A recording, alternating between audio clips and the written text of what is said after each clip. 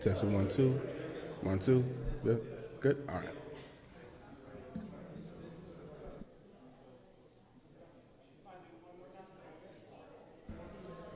Testing 1, 2. 1, 2, 3. All right. Everybody good? Testing 1. 1, 2. All right.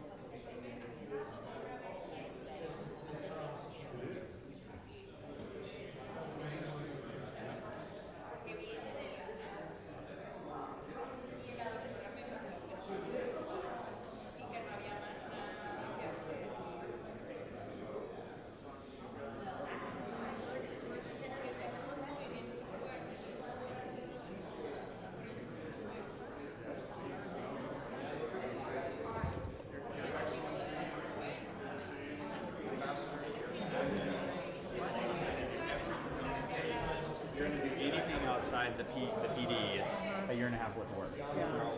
Drama. Everybody's an expert on everything. Hey, I'm in the hotbed of experts on everything. Who's first? You? I'll be first of us. You're last. Okay. How do you know David? I'm thinking about Chanel John Phillips. Oh, yeah. Okay, no problem. Energy. We'll just Wait, stand cool here and be down. wallpaper for the I meeting. thought you was a chief. No, no, sir. Just a humble public servant. Yeah. I'm working on a one sheet where I'm going to meet other staff file Wednesday with amazing plan opportunities. Hey, how you doing? I appreciate it. Thanks for all you do. Hello, chief. With my eyes, I need my phone. No, that's okay. There he is. There he is. So, A one sheet on. some 8 acres of home house will never come up again. Double duty here. It fell through. Well, Excellent, excellent. And this thing is live.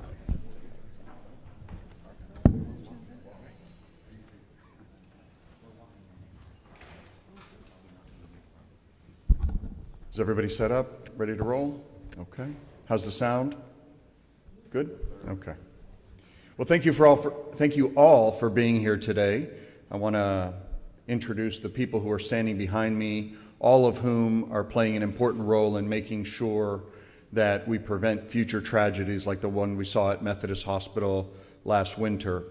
I want to recognize the Dallas Chief of Police, Eddie Garcia, who is behind me here. Stephen Love, if you'll wave. Stephen, President and CEO of the Dallas-Fort Worth Hospital Council. Chad West, Dallas City Council Member, District 1, my City Council Member. Gay Donnell Willis, Dallas City Council Member, District 13, and she's on the Public Safety Committee. Council Member Tanel Atkins, District 8, and the city's legislative chairman, with whom we are working very closely today. We also have with me John Phillips, the president of Methodist Dallas Center, and Leslie Pierce, the senior vice president of the revenue cycle for Methodist Health. City manager. T.C. Brown. I've heard of him, yes. I apologize. The Honorable T.C. Broadnax, city manager of the city of Dallas. And so we stand here not out of pleasure, but with a sense of deep regret and mourning, because over 4 months ago, our city lost 2 community members, healthcare workers, Jacqueline Amapokwa, and she was a social worker who very much loved her son and liked to travel. She was 45 years old. And Katie Annette Flowers, 63 years old, a nurse who friends say loved her daughters, grandbabies, and most importantly, Dr. Pepper. Quiero decir también para los medios de comunicación de habla hispana que vamos a tener comentarios en dos idiomas, el español y el inglés. Y así es que si tienen preguntas también vamos a estar disponibles para ayudarles.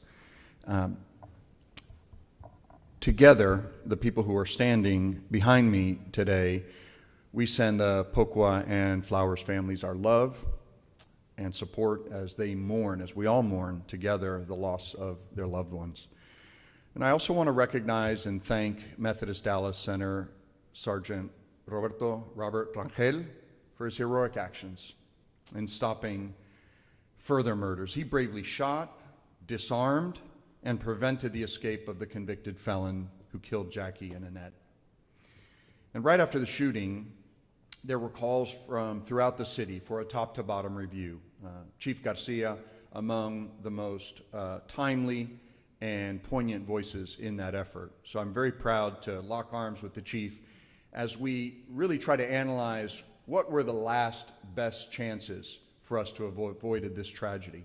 And as part of this review, our office requested that the state auditor, our independent arm in Austin, review this situation. That independent investigation is ongoing and likely will be released either in late April or May.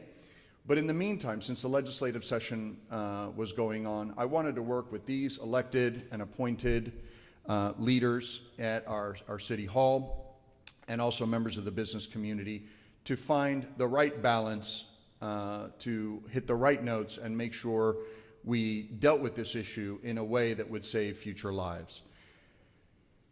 We are offering a suite of bills that are going to make our community safer.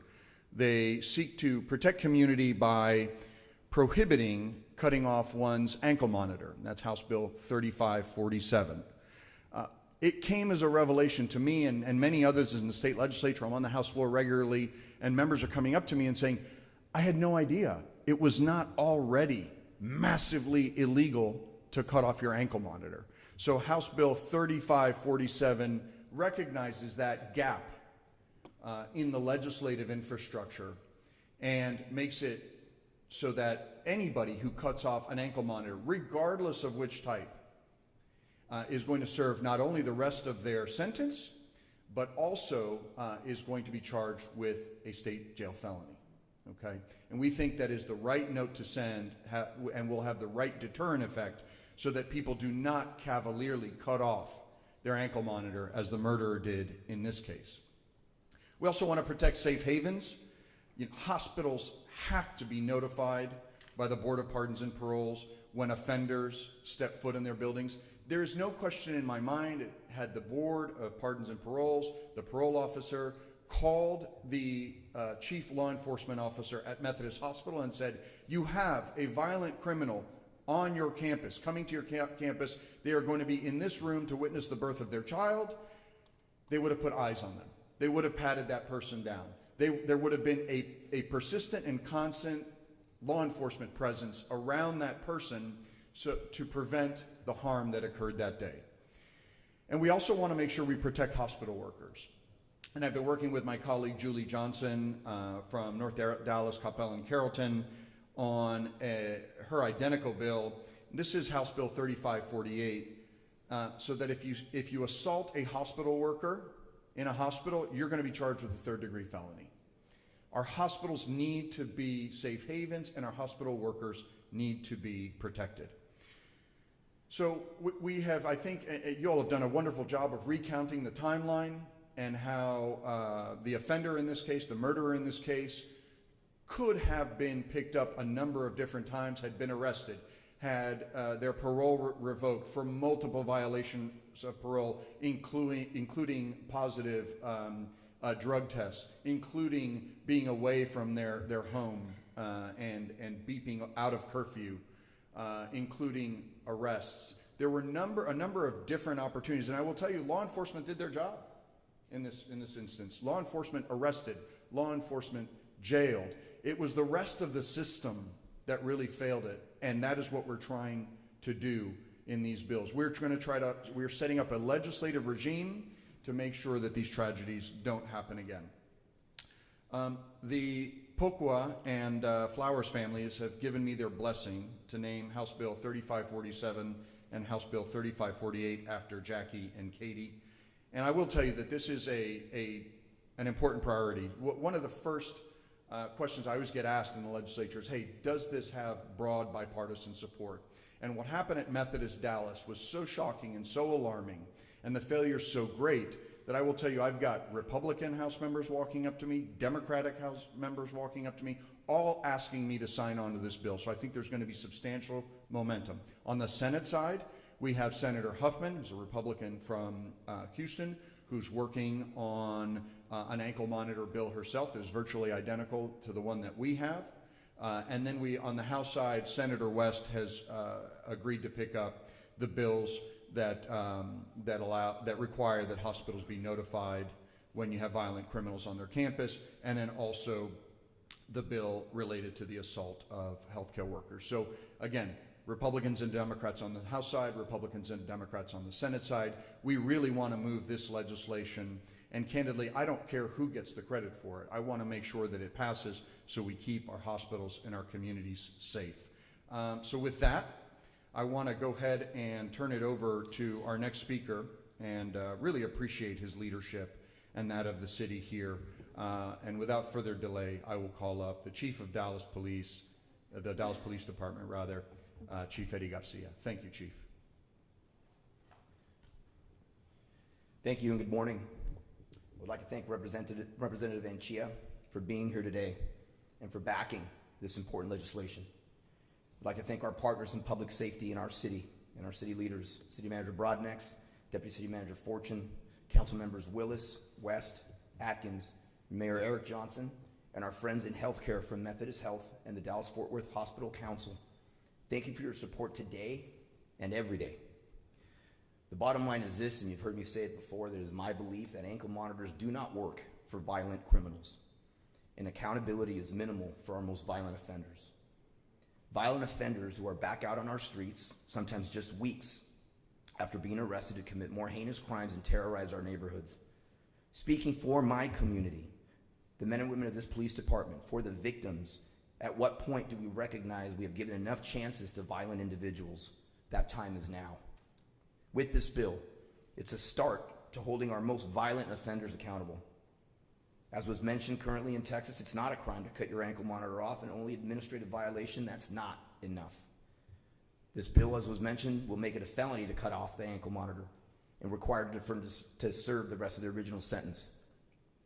What's in place now is not working and has cost lives. It happened here, as we heard. Jackie Pokua and Katie Flowers, the two healthcare workers, were going about their day caring for others when they were senselessly gunned down by Nestor Hernandez. I've stated publicly before, the fact Hernandez was back on the streets was a failure of our criminal justice system. With his violent criminal history, assault of a public servant, possession of a controlled substance, aggravated robbery, he should have never been on ankle monitor and should have remained in custody. It takes all of us, police, clergy, city leaders, community leaders, and neighborhoods to fight crime and to keep our city safe. It will take us all working together to get this bill passed and signed into law and further protect our neighborhoods and our city, and subsequently our state. The lack of accountability is costing us lives. It's cost us Jackie, Katie, and others. Also, I will tell you, as Major City Chiefs President, I can assure you that this is not just happening here in Dallas, it's happening nationwide. And it's time we further the work to put a stop to it. This bill is a start to holding our most violent offenders accountable for their actions, and most importantly, a start at saving lives from violent acts. Thank you.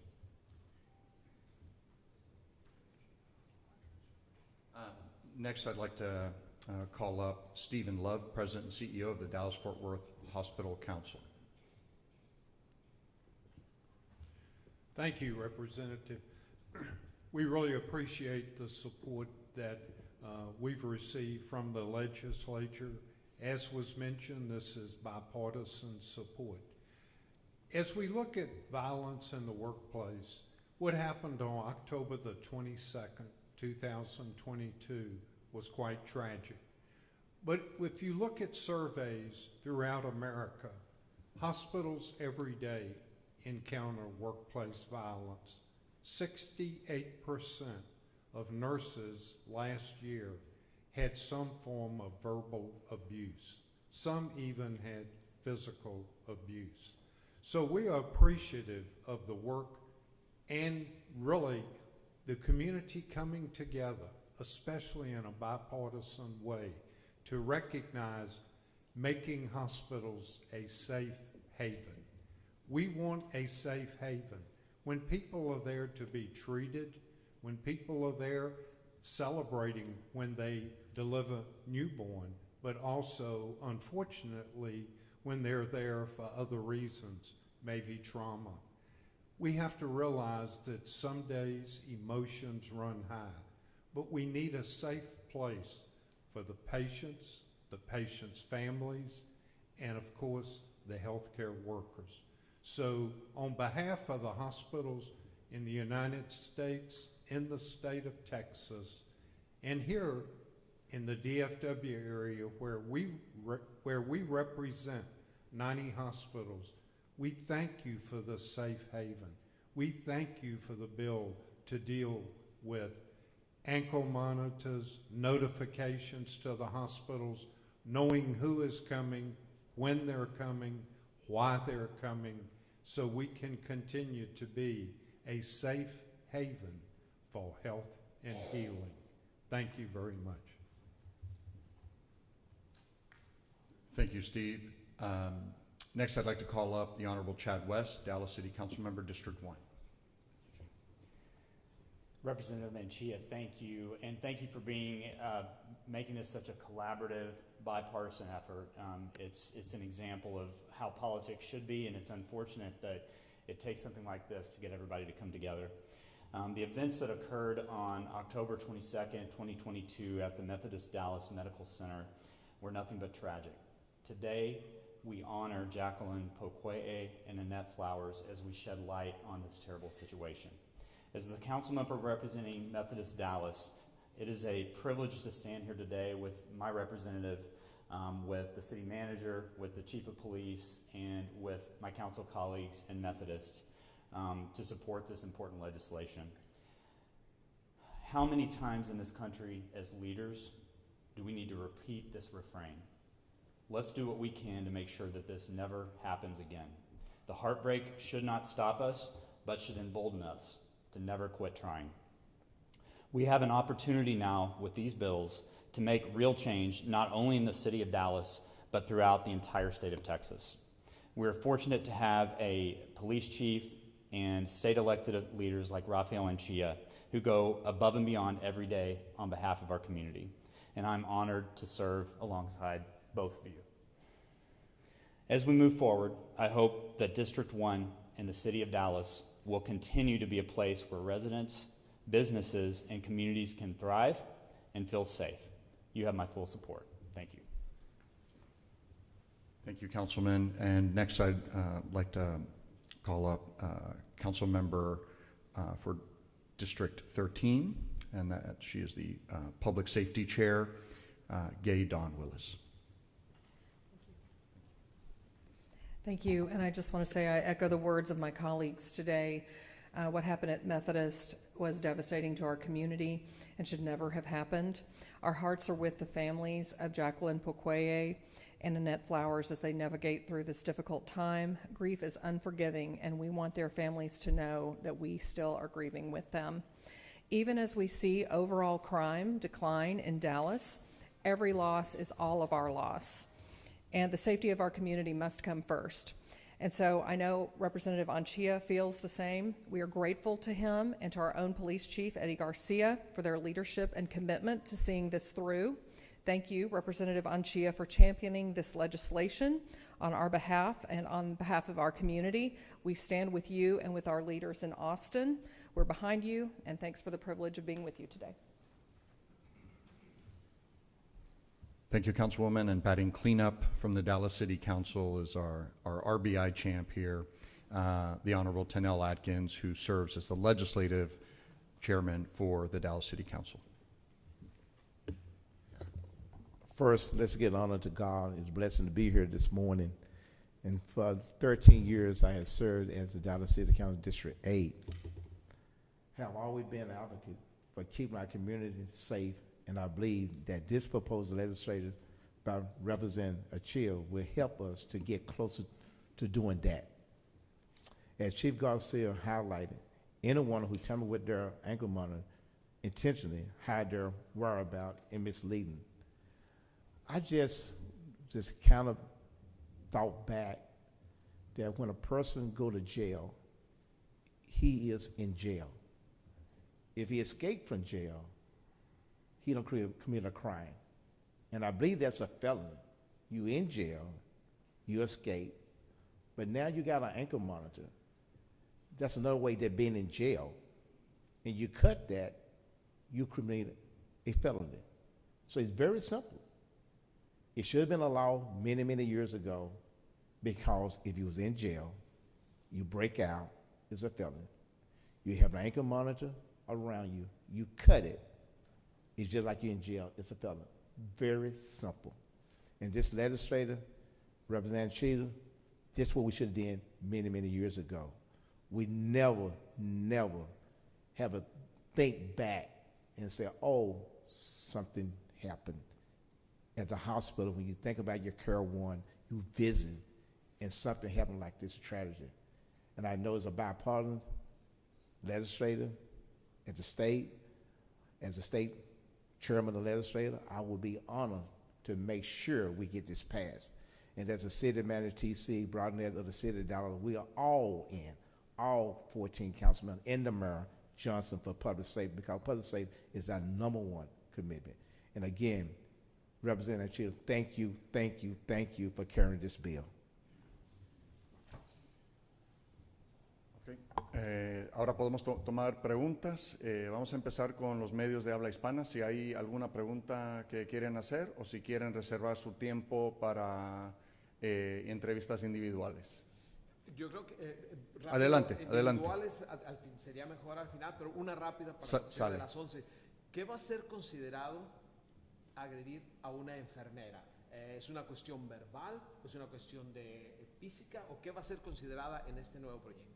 No, va a ser la misma definición que actualmente existe en la ley. El asalto puede ser de varias maneras. Así es que el cargo sería asalto a una enfermera, o no solamente enfermeras, o cualquier otro doctor individual que trabaja en un hospital, y luego se agregaría a la penalidad para ese asalto. El asalto contra ese cargo ya existe. Lo que estamos haciendo es elevando la penalidad.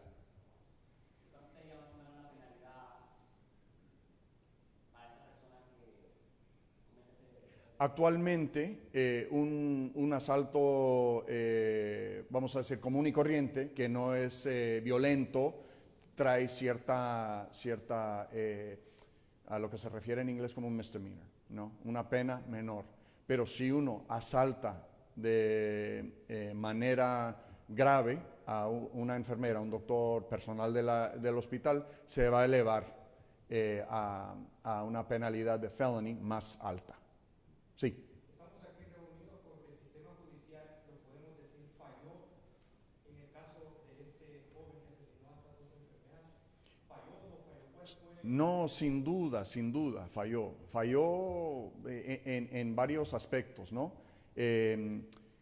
Este asesino, para darle la palabra que merece, este asesino estaba libre por causa no de nuestros policías hicieron su trabajo, le arrestaron varias veces. Él había violado los términos de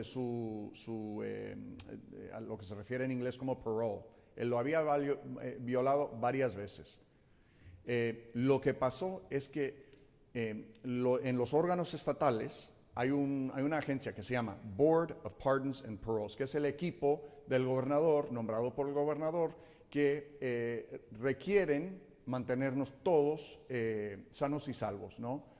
Y no le revocaron el parole. Ese es el problema. No lo revocaron y habían varias ocasiones para revocarle. Así es que este fracaso, para decirlo claramente, fue desde arriba hasta abajo. Habían varias oportunidades para quitarle esa libertad e ingresarlo de nuevo en la cárcel, pero no se hizo. Así es que en respuesta simple de su pregunta, fue un gran fracaso. Okay. Yes, ma'am. And we can also take questions in English. Don't be alarmed. So, quick question. Mr. Hernandez had on a curfew monitor, which did not GPS track him. And in our investigation looking into this case, we found that there were a lot of violent offenders in the state of Texas on non-GPS ankle monitors. Is there funding also in any of these bills to upgrade the system so that you can GPS track violent offenders? I appreciate the question. Thank you, Rebecca. Look, you heard from the chief earlier. I mean, there are important opinion leaders weighing in from law enforcement that ankle monitors of any type are insufficient, right? And we are waiting to hear back from the state auditor to determine whether or not in her evaluation we should even continue ankle monitors in this state. There's no funding in these particular bills. These get at other parts of the failure. The bigger question that policymakers and law enforcement are going to need to grapple with is if you can have violent offenders on any type of monitor, be they GPS or otherwise, and whether that really keeps us safe. And that is a larger subject for the legislature in conjunction with law enforcement to tackle. I have a follow-up on that. Yes, ma'am. So, right now we also have people that are out on bond in Dallas County, 2 women that allegedly committed a crime and cut off their ankle monitors, fled the country, and they had to be tracked down. Does it also include people that are out on bond and not necessarily just out on parole and cut off their ankle monitor? If you have an ankle monitor and you cut it off under this law, you go to jail immediately to serve the rest of your term, and you will be charged with a felony. So there will be an additional criminal proceeding against you for the action of cutting off your ankle monitor. And I really did like Councilmember Atkins' analogy about escaping jail. Look, when you go on an ankle monitor, those should if we use them at all, they should be reserved only for those model citizens in our society. Those who are making a promise to us that they are going to be good, that they're going to be upstanding citizens. And so we give them that privilege to wear an ankle monitor and be out in society, at least in their home or wherever the parameters of their parole is. If you violate that public trust, that promise you made to us as a society, then there should be harsh penalties for that, just like there are harsh penalties for breaking out of jail. Why the distinction, Mr. Anchia, regarding this as relates specifically to healthcare workers, hospitals, et cetera, et cetera? As Mr. Love pointed out, you've got thousands of people who are assaulted within the confines of those particular locations. But frankly, I'm not sure if there's law in this state that would prohibit someone with an ankle monitor going to the school across the street from where any of us live to visit their children there, et cetera, et cetera.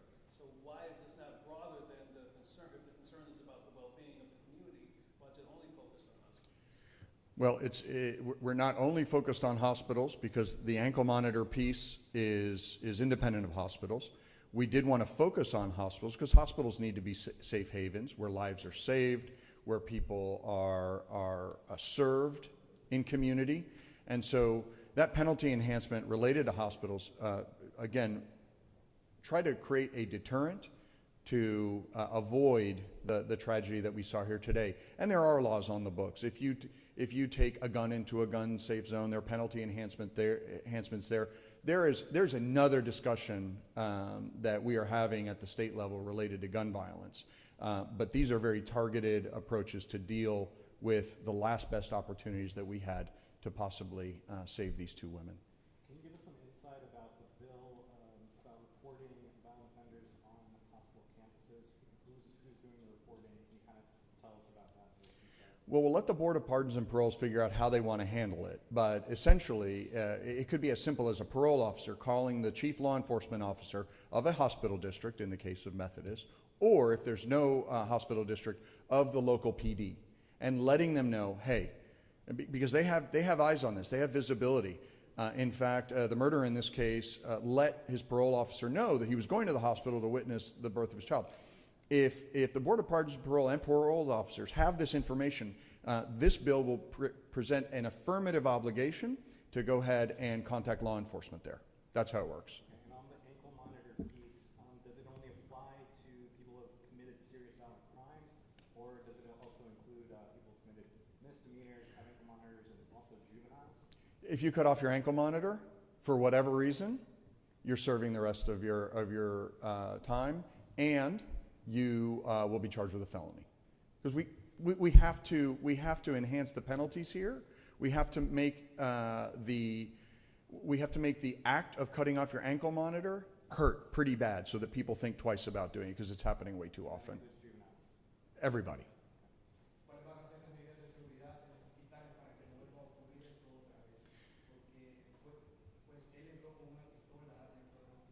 Uh-huh.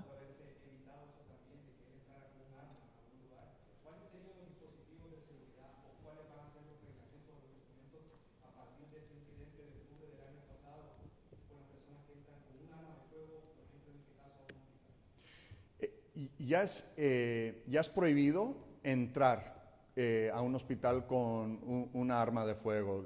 Los hospitales, ellos ya tienen normas y reglas y leyes para evitarlo.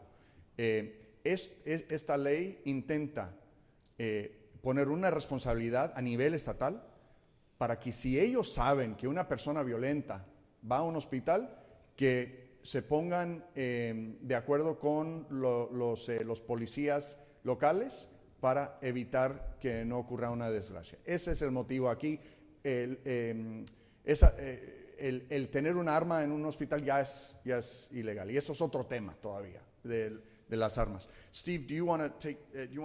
You want to talk a little bit about the question related to hospital safety and the measures that hospitals are taking all over DFW and statewide, to the extent you have knowledge, to make sure that they try to keep people safe? Sure.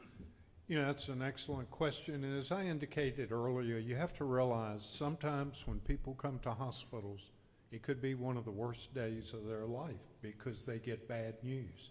Maybe a loved one's been in a car accident. Maybe there's a trauma. Maybe there has been a cardiovascular problem. Any number of reasons. And we understand that emotions run high. Also, sometimes it's the best day of your life when you have a newborn brought into the world and you're happy and you're excited. But emotions run high. During the pandemic, when we told people you must wear a mask, or when we told people we're going to have to limit visitation because we don't want to spread COVID-19, all of that comes into play. Hospitals have security measures, but hospitals also want it to be a welcoming environment, an open environment for family and friends to visit their loved ones. So it's kind of a tough balancing act in many cases to have the protective measures in place that you need for security, and then have a safe environment and haven for people to visit. But all the hospitals, not only here in the DFW area, but throughout the state and nation, have safety protocols. Many have, in certain cases, especially hospitals that have emergency rooms, may even have to use some type of monitors to detect anything that's coming in that shouldn't be there. And hospitals also have safety precautions and drills that go through. But at the end of the day, there's still an open environment, and we have to work through this. And that's why in this case, we're so happy to see the focus on hospital safety and the bipartisan support that we move in the right direction. But it's a very difficult thing to balance the safety and have an open environment. But we try to continue to do it in a way that it's being mindful of the patients and their families, but also our staff. Thank you. Steve, I have a follow-up to that, if you can. As far as the safe haven part of it goes, there's the aspect of employees industry-wide when it comes to crimes like what happened at Methodist. Is that creating fear, or even some employees, you know, we love to save people, we love to help people, but we can't do that because it's too dangerous for us. Is it causing some people to leave the profession? Well, yeah, we had quite a few people leave the profession, especially during the pandemic. And I'll be totally honest with you. You know, when we talk about workplace violence, we still want to recruit people into healthcare. So we have to explain to them that we're doing everything that we can to be safe. I talked to a state legislator, and I won't mention her name, but she's a nurse, and she told me early in her career, she worked as a nurse in an emergency room, and she actually had her ankle broken. And I'll make sure you get her names, because I'm sure she'll support this bill. Chief Garcia, can I ask you a question regarding, I get your sense of your support for this proposed legislation, but I also heard you say that frankly the system that we have in place right now does not work, it is a failure. What fundamentally changes in this legislation that soothes your satisfaction? Because last time I checked, what you said was these people should just stay in jail, in prison, for the entire time of the offenses of which they're accused. I'm not quite certain I ever said they need to stay in jail the entire time. I said if they cut their ankle monitors off. No, when we did this story back in October, right in this room, you talked about the fact that frankly these people should not be, and I'm paraphrasing, that those individuals should not be out on the streets with these monitors on their legs if they hadn't served their full time. Is that the real answer to all of this? So I think just to try to get to their question, I think one of the things this does help is certainly a step in the right direction. It certainly does soothe some of my frustrations with regards to chance after chance after chance. And I think that's what we're getting at. I think we're getting to a point now we're coming to a time, and this is Exhibit A, of realizing and recognizing that we're giving too many chances to violent criminals and not giving enough chances to our victims and communities and neighborhoods that need it. And so yes, this is extremely helpful and something that will definitely benefit us.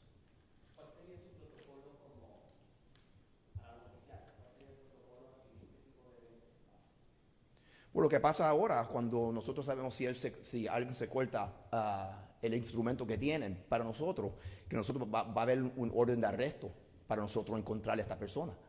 Si esta persona es alguien que cometió algo que es bien violento, pues entonces mis oficiales van a estar buscando a esta persona. So, vamos a usarlo como que hicieron otro crimen y lo vamos a buscar. Nosotros no tenemos los hospitales. Lo que estamos diciendo antes, el departamento de policía del hospital tiene que ver con lo que tienen ellos en sus hospitales.